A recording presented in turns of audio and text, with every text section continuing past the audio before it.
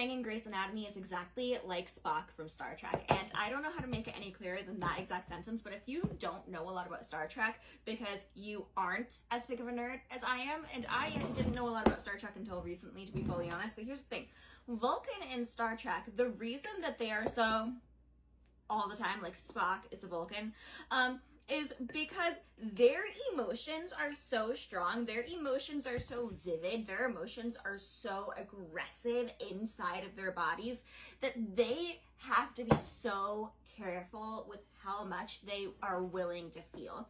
So this entire species of people keep themselves so locked up, so obsessively controlled at all times that they literally won't allow themselves to show how they're feeling or what they're feeling unless they absolutely need to, because there's just too much. If they let one emotion out, all the emotions are going to go out. It's not going to be Pandora's box where hope stays behind. It's just going to be a mess, okay? And there's an episode of Star Trek Next Generation where Captain Picard, Professor Xavier from X-Men, takes over the emotions of Spock's father, and it like drives him crazy for a solid episode. Like, we are literally just having this man have a mental breakdown. And that is Cristina Yang, okay?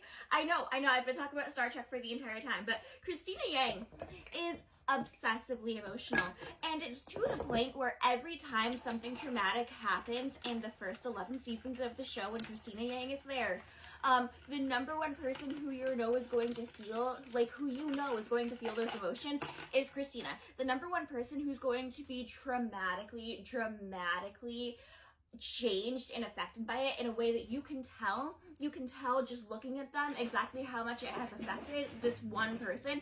It's Cristina every time. And it's because Cristina has to be so careful with her emotions. Cristina has kept her emotions bottled up probably since she was 9 when her father died directly in front of her while she was actively trying to save his life. And like that entire thing, Cristina worked so hard to keep her father alive.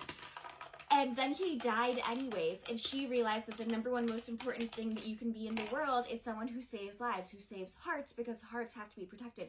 And Cristina takes that literally, I think, in that, like, yeah, hearts have to be protected. She wants to be a cardiothoracic surgeon, but also hearts have to be protected because she has to keep her heart locked away, in control, at all times. And when she gives you her heart, she is giving you every single piece of herself, which is how men like Burke and men like Owen really get themselves in there, because they think that they're worthy of it, and she thinks that they're also worthy of it because they're good doctors and they seem like good people, and maybe they are good people, but they're not good husbands and boyfriends and lovers.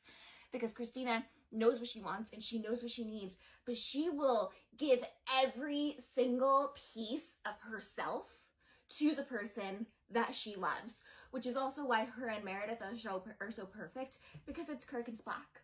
It's Kirk and Spock. They're great. They get each other. They have this thing.